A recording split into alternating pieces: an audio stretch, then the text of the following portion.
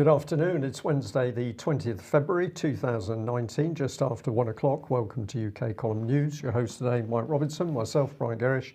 We're delighted to be joined by Mark Anderson from Stop the Presses, and of course, Mark speaking to us from the USA. Right, we're going to get started off with Jeremy Hunt, our favourite Foreign Secretary, who was speaking at the Konrad Adenauer Stiftung day or two ago. So here he is. There are moments in history, he says, that remind us that we are part of something greater than ourselves. As I landed at Tegel Airport this morning, I thought of one such moment, and he went on to talk about the Berlin airlift. He said it was a fantastic operation. The people of Berlin built the Tegel Airport with their own hands, taking only 90 days to construct what was then the longest runway in Europe. Our countries were just a few years away from a devastating war, and yet we were united by shared values and united in opposition to those who sought to destroy those values. Then we overcame an ordeal, just like Brexit. So if that isn't enough to have made you throw up your lunch, he went on and he said this. We are bound together not simply by institutions, but by beliefs that inspired the creation of those institutions: direct democracy, openness and equality before the law, regardless of race, class, gender and sexuality. Okay, equality before the law. I think Prince Philip managed to dodge that one. But anyway, okay, we don't need to follow the rules that we encourage others to follow, I suppose. He said that Britain and Germany cherish the same freedoms, defend the same values, respect the same fundamental laws, and face the same dangers, and so we're bound together not simply by institutions and so on. We are open societies, apparently.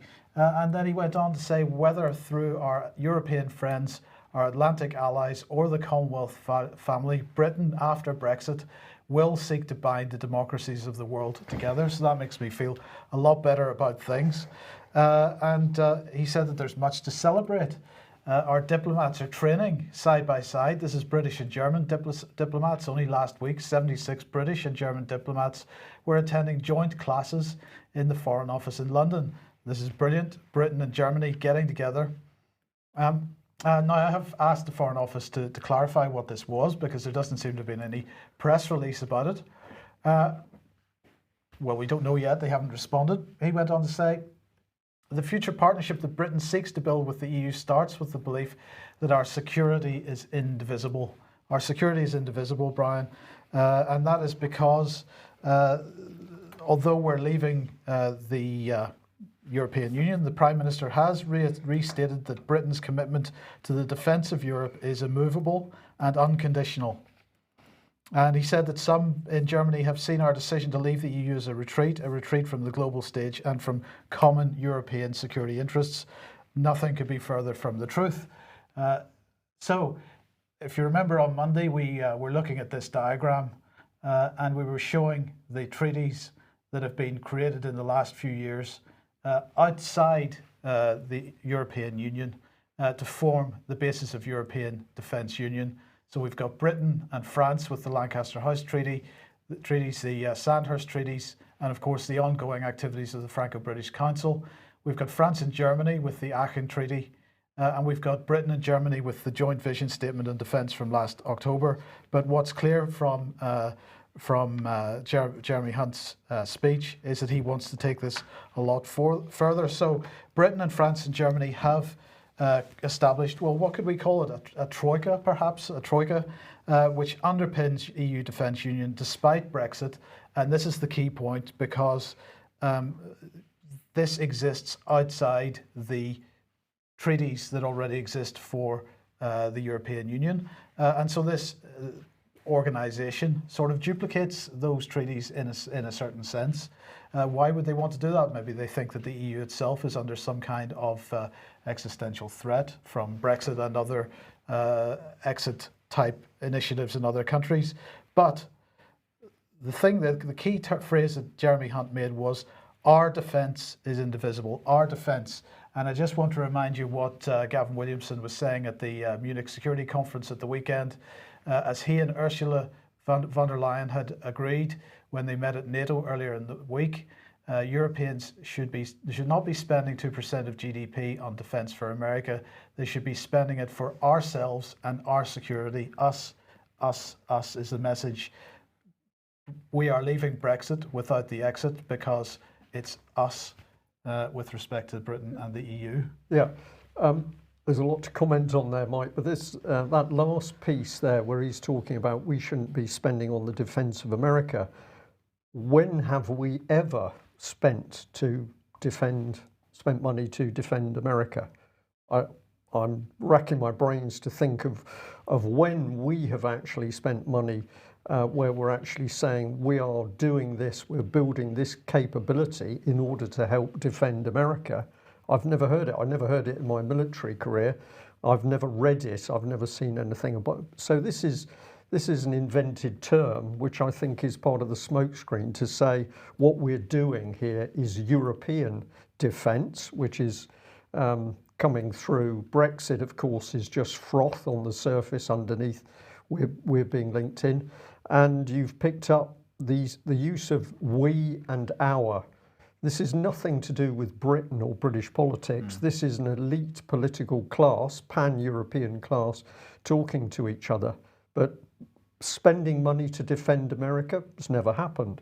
No, and I mean you make a good point there, and of course that is a very important point because defence is not part of the Brexit discussion. The reason for that is that while our future relationship with the EU, whatever happens with Brexit at the end of March, our future relationship with the EU has not yet been negotiated. We don't know what that is going to be, except in the area of defence, because we know exactly how that is going to be.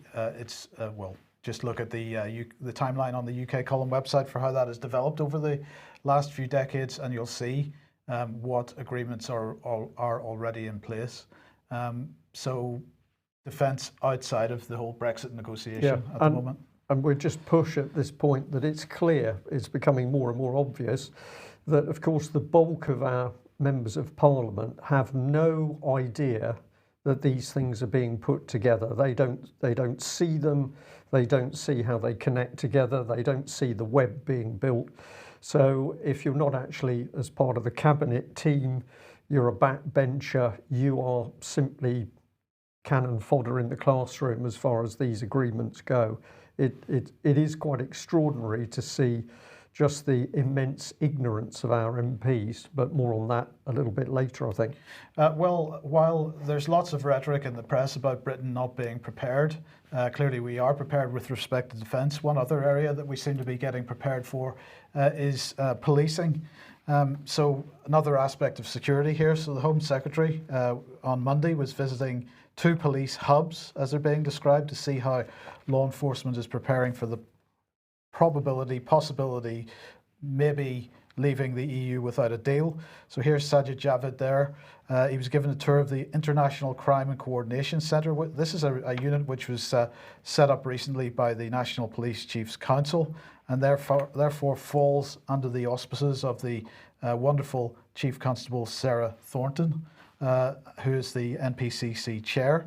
Now, the International Crime and Coordination Centre is going to act as a centre of expertise, apparently to support police forces in using alternative cooperation mechanisms with European partners should a deal not be agreed before we leave the EU. It's not clear what those alternative cooperation mechanisms are just yet, but there must be some arrangement under the surface. The other hub that Sajid Javid went to visit was the National Police Coordination Centre, and he was given an overview of that by Sarah Thornton, and this was launched in 2013. The National Police Coordination Centre apparently coordinates the deployment of police officers and staff during major events and operations, for example, perhaps during any kind of civil unrest with respect to Brexit. So that's good, everything in place there. What did Sajid Javid have to say? The UK's main objective is to maintain existing levels of security cooperation and protect mutually beneficial capabilities, which is in the interests of both Britain and the EU. So don't worry, Brian, it's Brexit without the exit. It's Brexit without the exit. So if that's the reality of what's going on out of sight of the public, that the defence, the EU Defence Union is being built by the hour, by the day, let's have a look at what the MPs are doing. And we've had the announcement that we've now got 3 Conservative MPs who have left the party. They've rejected the whip. Anna Soubry, Heidi Allen and Sarah Wollaston. Sarah Wollaston, of course, is a local MP to us. They've all quit the Conservative Party. And what have they been saying? Well, there's lots of words. We're only able to take out some of it, but this is part of their joint statement. Following the EU referendum of 2016, no genuine effort was made to build a cross-party, let alone a national consensus to deliver Brexit. Instead of seeking to heal the divisions or to tackle the underlying causes of Brexit, the priority was to draw up red lines. The 48% were not only sidelined, they were alienated. Beautiful spin there, Mike, because we focus on the minority, not the majority who wanted to come out, and that hasn't happened. But we put the spin onto the other side. And then there was this paragraph: this shift to the right has been exacerbated by blatant entryism. Not only has this been tolerated, it's been actively welcomed in some quarters. A purple momentum is subsuming the Conservative Party, much as the hard left has been allowed to consume and terminally undermine the Labour Party. Well, I wondered what this new language was. You were kind enough to tell me what entryism is, and if I've got it correctly, it's you join something, but it's trying to draw you into something bigger. Right. So is she talking about the EU here or not? I don't know. But then we've got this fantastic purple momentum, which sounds a little bit dubious. I'm not sure what she's talking about there. What do you think she's discussing? I have no idea. Purple revolution, perhaps. So this was something that we got hints of a couple of years ago. Everything painted purple. Yeah. We're turning the world upside down and turning it purple. We've got MPs who have not got a clue what is really being done within their own government, but they're now using this newspeak language. Do they even understand the words coming out of their own mouth? I'm not sure. Let's have a look at Sarah Wollaston, because we did get hold of her whole letter. We've taken a couple of excerpts here. Let's read them. She said this: we've reached a precarious moment in our national life. Nothing has divided us like Brexit, and we now face the serious prospect of crashing out of the EU in less than 40 days' time with no deal and no transition. This would not be a clean Brexit, as some have chosen to represent it. The serious real-world consequences would harm people, not only in this constituency, but across the whole of the UK and beyond. We're already seeing clear evidence of the consequences for people working in companies like Honda, Jaguar Land Rover, Nissan, Dyson, Fly, BMI, Panasonic, and for sectors like the pharmaceutical industry following the relocation of expertise and jobs with the European Medicines Agency. It's also starting to hit local businesses. Now, when I read through this paragraph initially, I thought this is just amazing. The whole thing is about blackmail. Threats, blackmail and intimidation to UK, largely by foreign-owned companies, and we are supposed to roll over and say that we're now such a sixth-rate nation that we can't control our own production, our own industry, and if somebody else has got a better rule for us, we've got to follow that. But you picked up on the Nissan thing. What she's saying is absolutely untrue. Nissan and Honda have removed production from the UK and taken it back to Japan. Was that anything to do with Brexit? Absolutely not. What has happened in the meantime, in the last week or so, is that the EU and Japan have signed an economic partnership agreement. It has now entered into force in the last few days. As you can see on screen, biggest agreement ever negotiated. It's an open trade zone covering 635 million people. So the point is that there is no need for Japanese companies to manufacture within the European Union anymore, because the tariffs that they would have experienced by trying to import goods from Japan into the EU no longer exist. They've done their own trade deal with the EU, and they've simply taken a business decision to move manufacturing back to Japan. So this has got nothing whatever to do with Brexit. In fact, you know, I'd be interested to know what the limitations are on the blame for things happening as a result of Brexit. It seems that there are no. Well, I think anything that happens in the country now and in the foreseeable future will be blamed on Brexit. That will just be the message. I'll just add that, of course, Sarah Wollaston brings in the pharmaceutical industry in her letter. I think I'm right in saying that one of the areas that she's never given any support to was GC MAF, and there's some rather dubious manoeuvring around David Noakes' imprisonment over GC MAF, and I believe statements that Sarah Wollaston made. Now, we need to do a little bit more research into that, but there's certainly a little bit of grey area. Let's just give a little bit more about what she said. She said this: the Labour Party has also changed beyond repair. It's now permanently in the grip of the hard left and tainted by its failure to root out anti-Semitism. These are some of the reasons why several of its MEPs have already decided that they too must resign the whip. I will be sitting alongside them in a new centre grouping of independent MPs who share a common set of values. Great expression, that. Common purpose. The independent group. We agree with the millions of people who feel that neither main political party represents them, and there needs to be a new offer at the heart of our politics. So she's brought in the anti-Semitism. Let's have a look at this MP who resigned from Labour, Joan Ryan. She quit Labour for the independent group. This is what she said. She said that she was horrified, appalled and angered by Labour's failure to tackle anti-Semitism, saying its leadership allowed Jews to be abused with impunity. That's pretty strong language.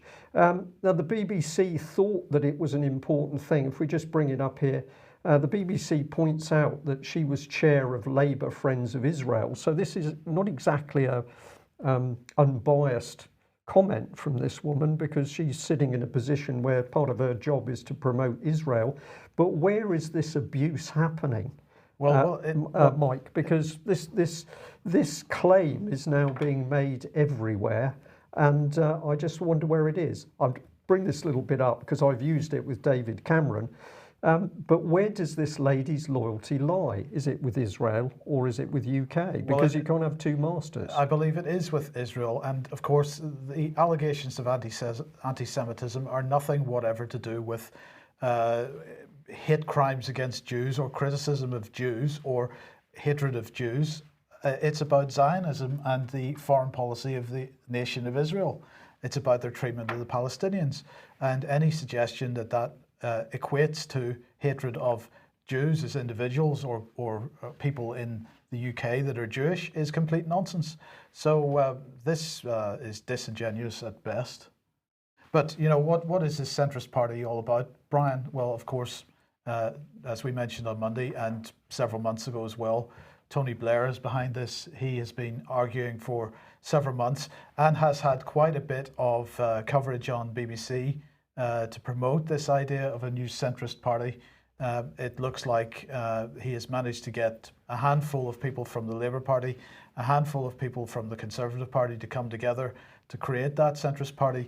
The question is, can they build any momentum to actually make it a credible force? Well, we haven't seen this type of thing succeed very well in the past. It's true, but one thing we can be sure of, they're going to have access to huge amounts of money to build whatever they're building. And of course, he stayed in the background because he knows he's a kiss of death to any public political activity. So he's manipulating in the background. Yeah. Okay. Now, a couple of advertisements. First of all, if you like what we're doing at the UK Column and you'd like to support us, please join the UK Column community. You can do that by going to ukcolumn.org/community. Now, later on, today, Vanessa Beeley has been interviewed by Afshin Rattansi for Going Underground. Let's just have a quick look at a trailer for that. The White Helmets, who we will get in touch with, would say as a humanitarian organization, this isn't necessarily organ theft. These are organs that, as part of dying civilians because of the Assad regime, this is why that may have appeared to seem like organ trafficking. That would be an extraordinary reasoning for the taking of children with very light injuries, have been described to me, to the Turkish border. And then the children's bodies are returned basically with the familiar stitching from top to bottom of the torso, and the organs have clearly been removed. This was a UN Security Council panel where the evidence was presented that had been gathered with hundreds of interviews with civilians, not only in East Aleppo but also in Eastern Ghouta. I myself have a number of interviews and testimonies that I gathered from civilians, particularly in East Aleppo, but also in Eastern Ghouta, who spoke to me of the White Helmets abducting children, using them for staging of various chemical attacks, chlorine gas attacks, and also taking them to centres for organ extraction. So if you'd like to see more of that, of course, you can watch it on RT at 2:30 p.m. this afternoon live and also at 9:30 p.m. tonight. And of course, that interview will appear in full on RT's YouTube channel in due course. Another quick reminder of AV 9.1 DVDs available on the UK Column website. Brian's presentation, Alex Thompson, Patrick Henningsen, Dr. Graham Downing and Ian R. Crane. Well worth the effort to get hold of those DVDs to watch those presentations. And also Ian wanted me to just mention that I think there are only 15 residential spaces left for AV10.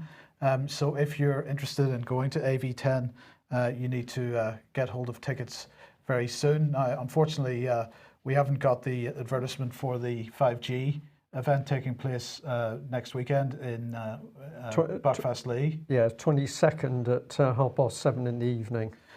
Ian will be speaking at that actually, so he mentioned that to me today as well. So Ian will be speaking at that event. We'll have more details on Friday's programme.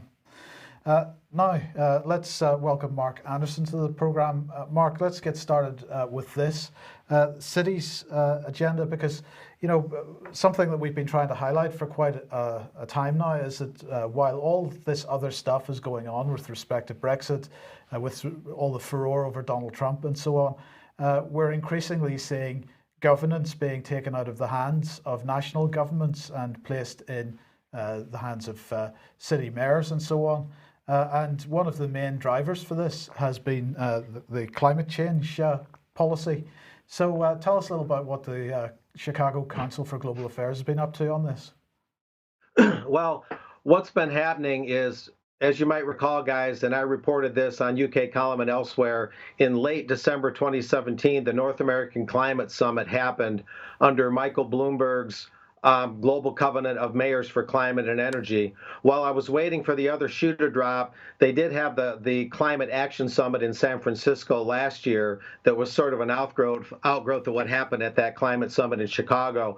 But the real big movement just happened on Valentine's Day at the Chicago Council on Global Affairs in downtown Chicago, where Mayor Rahm Emanuel, who's finishing up his mayoralship there, he's beginning to move on.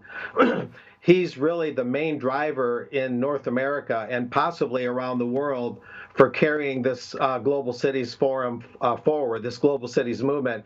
And what they're doing is something called Resilient Chicago. Resilient Chicago is coming in tandem with an announcement by him, Emanuel, and Michael Berkowitz of the Rockefeller Foundation to say that now climate change is not enough. Even though this is an outgrowth of the climate summit, climate change and doing everything they can to correct or avoid global warming, that's not enough. Now it has to permeate across all institutions. And so Resilient Chicago, while it has a major climate element in the scheme, is really about changing and molding and merging institutions all the way across the board.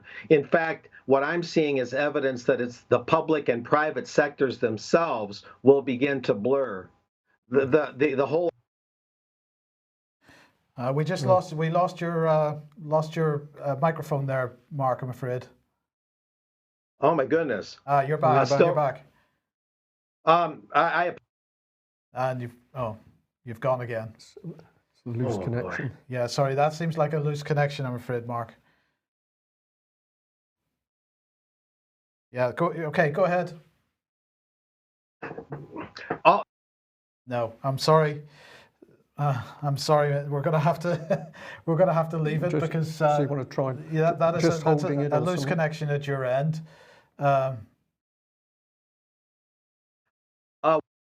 Yeah, it keeps dropping out. Yeah, I'm sorry. I'm afraid we're gonna have to move on, unfortunately, because.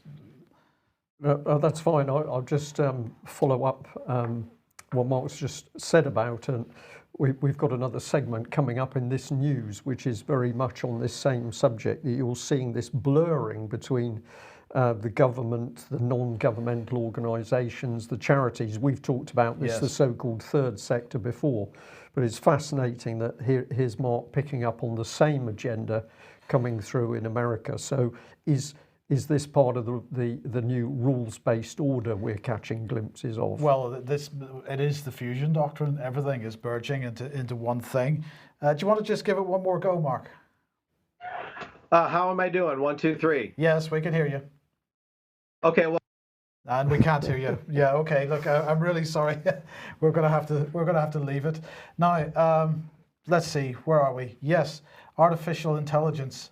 A new code of conduct for the use of artificial intelligence systems within the National Health Service.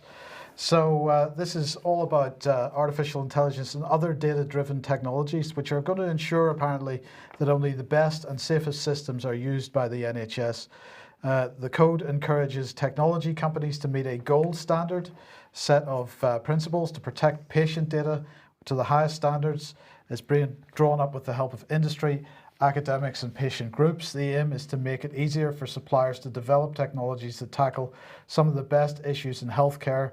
Well, let's have a look at what the code will do. It will promote the UK as the best place in the world to invest in health tech, provide evidence of what good practice looks like to industry and commissioners, and reassure patients and clinicians that data-driven technology is safe, effective, and maintains privacy. So it's going to promote the idea, Brian, that the UK is the best place in the world to invest in health tech. Health tech now becomes a brand like fintech, it's about investments and profits. It's not about looking after people. Profit, absolutely the word, because we're seeing profit now coming out and being stated in a number of documents about the NHS. So it's no longer a public service. And of course, we said it was being privatised, which it is. Yeah, and well, let's see. They say that it will allow government to work with suppliers to guide the development of new technology so products are suitable for the NHS in the future. And it will make sure the NHS gets a fair deal from the commercialisation of its data resources. So we're going to sell that data. We're going to do it in the right way, but we're going to sell the data, and the NHS is apparently going to benefit commercially from that. I'm not sure that will filter down to actual public health benefits. But anyway, AI technology is already being used across the NHS, apparently, and they wanted to highlight in their press release 3 examples of that. The Moorfields DeepMind. This is 1 million anonymized eye scans, which are shared with DeepMind under a research agreement that began in mid-2016. DeepMind's algorithm is designed to find early signs of age-related macular degeneration, diabetes, retinopathy. The John Radcliffe Hospital, working with their partner Ultromics to use AI to improve detection of heart disease and lung cancer. Those sound fine. But the third one, Imperial College London. They have developed a new AI system that could predict the survival rates for patients with ovarian cancer. Now, people may say that I'm overly conspiratorial or overly cynical or whatever, but I read that and I immediately thought with what was, okay, that's a little bit disturbing. So does that mean that for anybody that the AI decides is not likely to survive, that those people will not obtain proper treatment? And in fact, that seems to be exactly the case. So here's the Evening Standard. The headline is, this is from 3 days ago, AI program at Imperial College could improve survival rate of ovarian cancer patients. They say London researchers have developed an artificial intelligence computer program that is up to 4 times better than doctors at predicting which women are likely to die from ovarian cancer.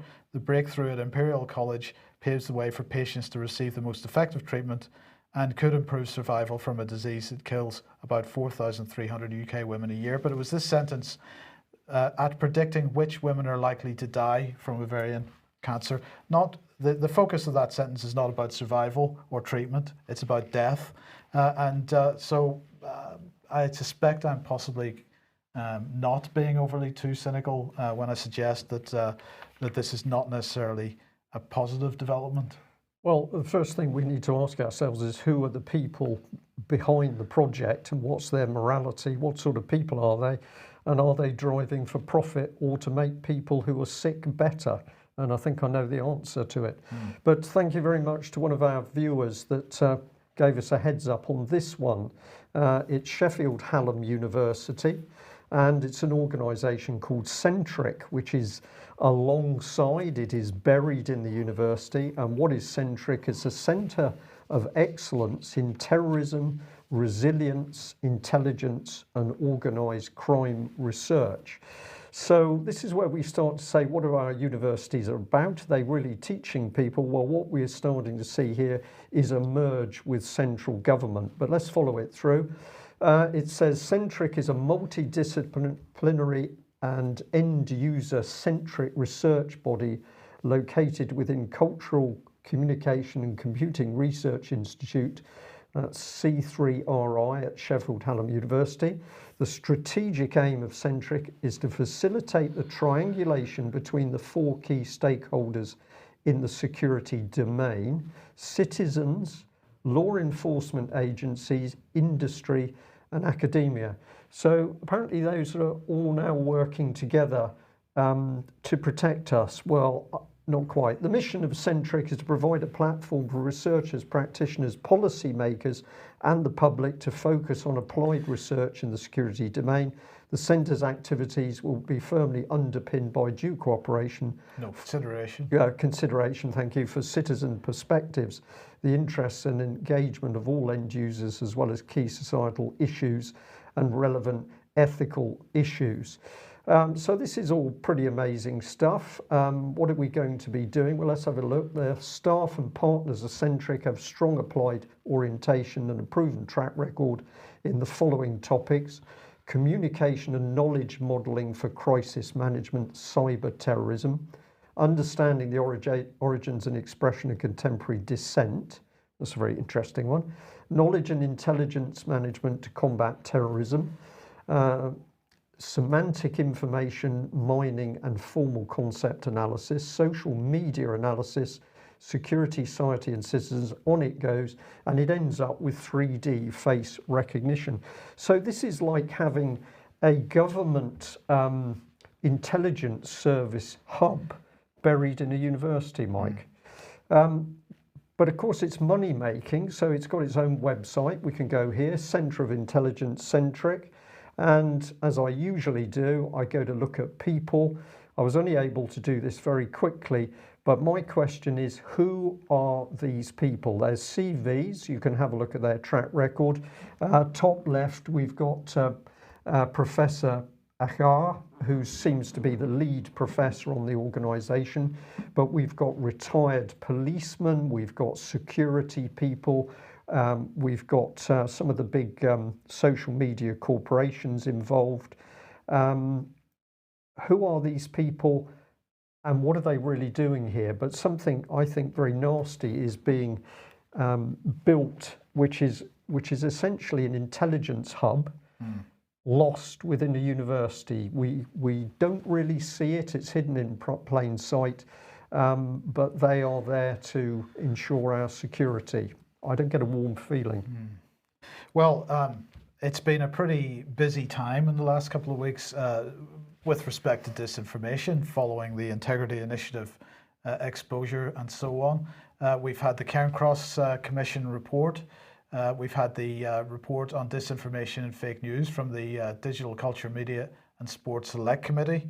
And well, it gets better because this, of course, has been a long-standing campaign by the government. If it's unacceptable offline, then it's unacceptable online. But this is Secretary of State for Digital, Culture, Media and Sport, Jeremy Wright, and also the Digital Minister, Margot James, heading over to the United States this week to discuss with the tech companies the fact that they need to take more responsibility in tackling what are being described as online harms to make the internet safer. So they'll be meeting with Facebook, Twitter, Google and Apple.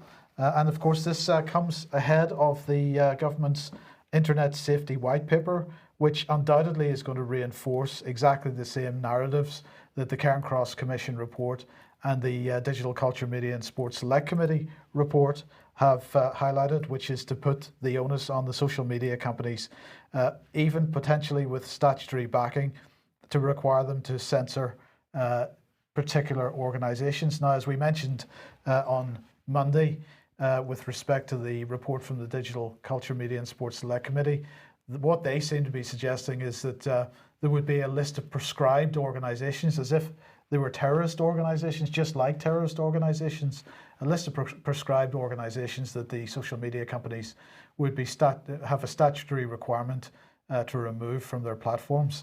Well, anyway, Jeremy Wright then had this to say: with power comes responsibility, and the time has come for tech companies to be properly accountable. Well, I think the same. If you replace tech companies with members of parliament, you might be able to say this, make the same comment justifiably at the moment, because there seems to be a government which is operating without any concerns about accountability at all at the moment. Yes, and everybody else is to be accountable to that government. So the government itself totally unaccountable, but everybody must be accountable to it. Absolutely, yeah. If they're putting all these systems in place to help control fake news, amongst other things, let's just have a look at this. Now, this article, I should have a date on it, but it's going back somewhere near the beginning of last year. And The Guardian had an article where it was saying that the US military was getting spooked because they'd realised that so many of their troops were using devices which could be tracked in some way. It could be their mobile phone, or it could be a fitness device. And of course, people were able to collect this data, and this was revealing interesting stuff. It could reveal where troops were going outside a base for an exercise jog, and that of course was a security risk itself, or the sheer intensity of the intercepts and the positioning could identify that a particular base in a foreign country was being particularly heavily used. So the Guardian article was pointing out that the US military was very concerned about the ability of phones and data from phones to reveal what it was up to. It wasn't only the Guardian, there were other sites that picked up on this, and I've just chosen this one to emphasize that other people were talking about this.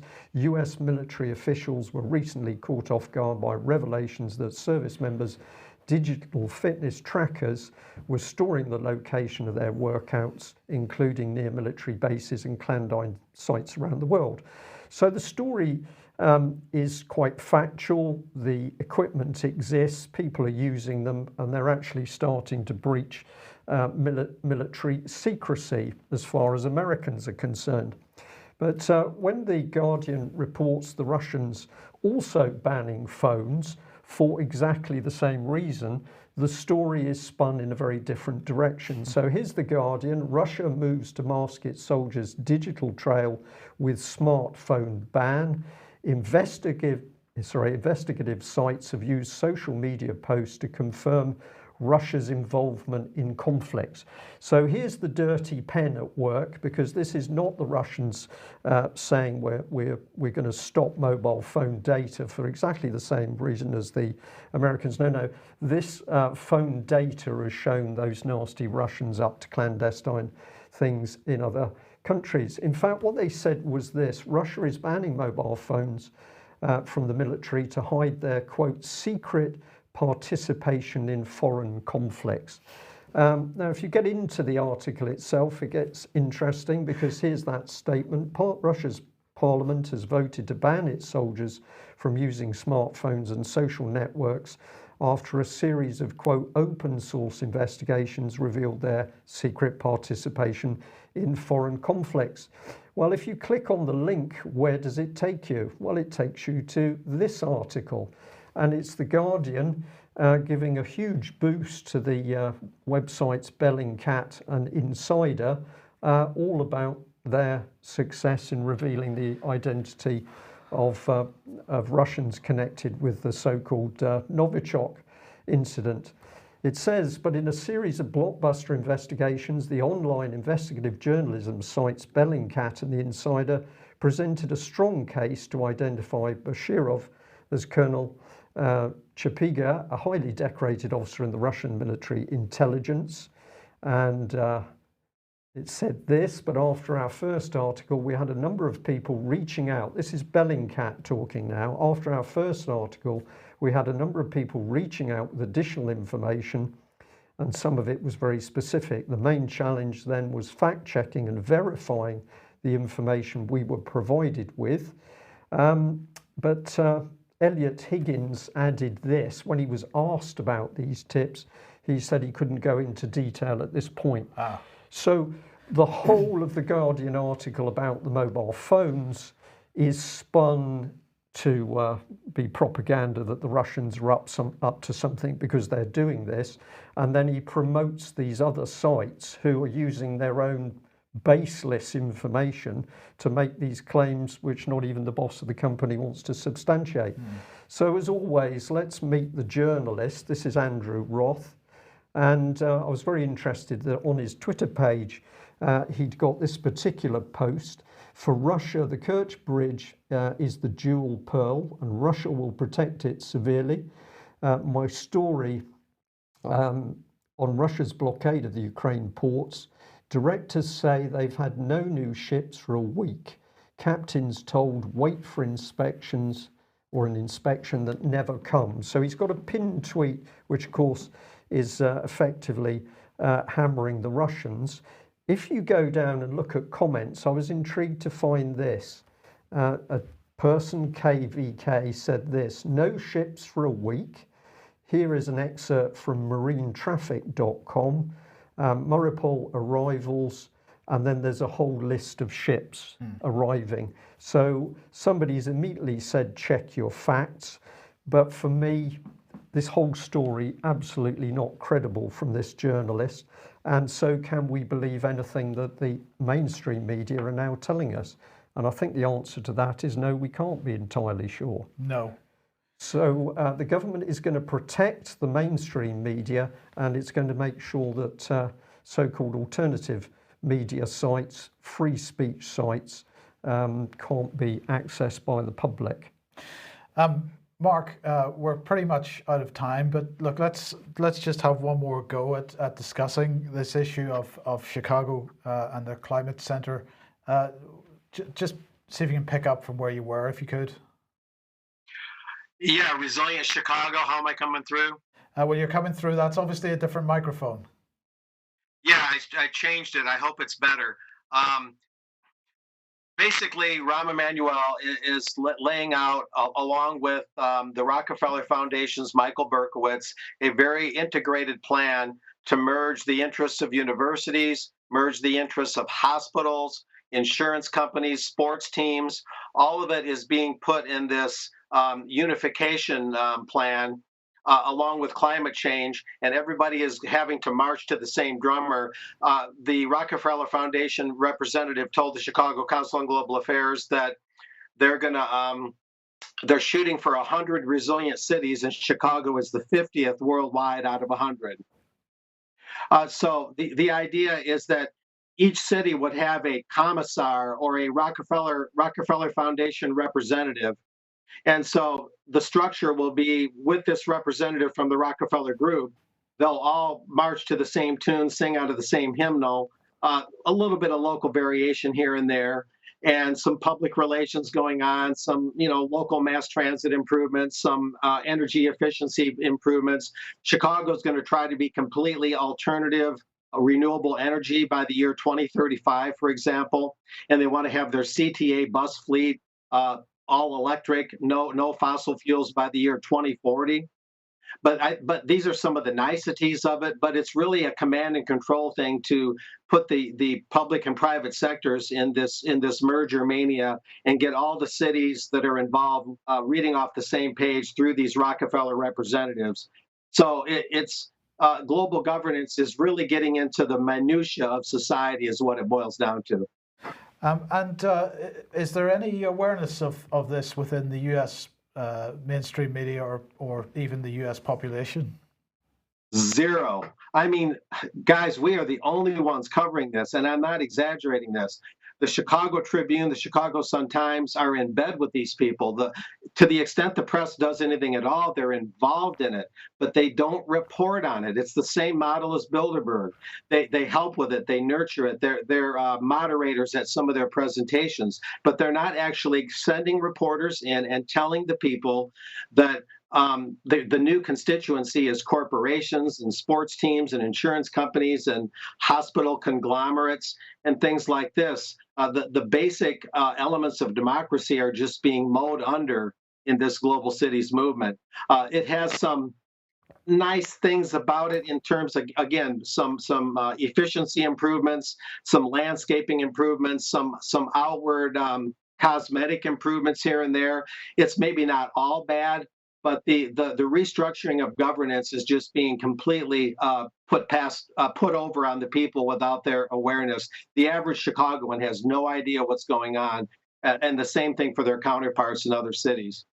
And of course, right at the heart of this, Mark, is the think tanks, and because they are producing much of this policy in the first place. And you had an article a week or so ago on the 21st Century Wire.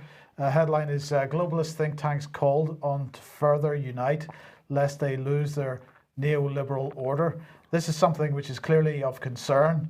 Many current and ex MPs and UK government officials discussing the risks to what they're describing as the what are they calling it, the global rules-based order.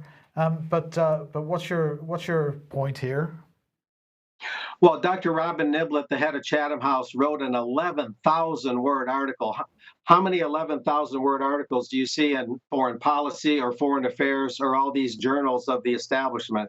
Well, what he's saying is that the think tanks run the risk of becoming irrelevant because they're having to tackle issues when the sizzle is happening, right when they're happening, and they feel like they're becoming more like just another media, another news outlet. They're losing their ability and their shtick, which is usually to take the longer range view, to get into foundational long-term issues. Well, they find themselves being pulled away from that. Now they're reassessing their role, and they don't want to lose their grip on the long-term narrative, on the underlying themes of what's going on. So he's pretty nostalgic here about how the think tanks used to be in the good old days when they were controlling the narrative to get the U.S. involved in World War I, when they controlled the narrative to get the U.S. involved in World War II, and so on and so forth, and to consolidate the very things that led to what's happening in Chicago. But digressing a little bit, they're trying to keep their original mission in place, but still be relevant to current issues. So in order to do this balancing act, Niblett at Chatham House is calling on all the relevant globalist think tanks to unite their ideas and unite their narratives even more, which is pretty incredible because they're pretty united already, but to really, really solidify this and make it impermeable, and so as to keep their original mission of long-term manipulation, but also still be able to manipulate the news narrative in the here and now. But one of the interesting things, and I'll part with this, is he said, and this is an admission, quote, in the United States, think tanks became holding pens for future appointees to presidential administrations where they developed and honed their ideas for future policy. So what he admitted there was what the so-called conspiracy theorists have said all along, that the think tanks don't just have ideas that they clandestinely pump into governments. They put personnel into governments in a very strategic way so as to change the orientation of those governments and basically privatize them, and again erase that distinction between the public and the private sectors. So this is an admission, holding pens for future appointees to presidential administrations is how Niblett described the major think tanks. That's what we've been saying all along. That's for what many years has been denied. But now he's admitting it, that they've had a very direct influence on government personnel, not just on white papers and studies and ideas. And just very quickly, Mark, just add to that, we use the expression, or they're using the expression holding pen, but what's going on is these people are being reframed. These agendas are being driven into their minds. We could call it brainwashing if we wanted to use that expression. But these people are being seeded with political views and policies before they go into the elected position to put those policies into power.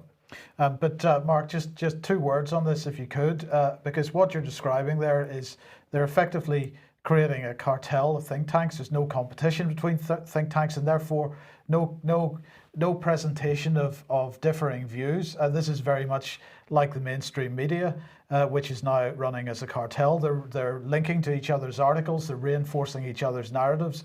There is no opportunity for any diversity within the views or the narratives that are being presented. So on a long-term basis, this is hugely dangerous. Yeah, keep in mind that Chatham House is one of the original major think tanks. So for them to be saying this is very significant. They're kind of being the conductor while everyone else is the orchestra, is the way I see it. Yeah. And one thing that Niblett mentioned was think tanks have to apply a growing proportion of their resources to trying to mobilize popular engagement. One approach has been to raise their public profile, but the danger in this is that it blurs the line between think tanks and the media. But what's buried in that statement is the public is beginning not to believe the think tanks. See, this is also in my article about them and in his article that I'm talking about. They're losing their convincing output. The public's just not as convinced by their narratives as they used to be. So yeah. they're closing ranks to try and keep their credibility and keep their influence, but at the same time, as you said, Mike, form what amounts to a cartel, or at least a roadway toward a cartel. Yeah. Okay, thank you very much, Mark. Okay, that's it for... Sorry, thank you, Mark.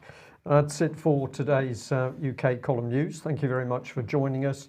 We would ask all of our viewers and listeners to help us spread the information that we're putting across in the news. That's one of the key things we want to do.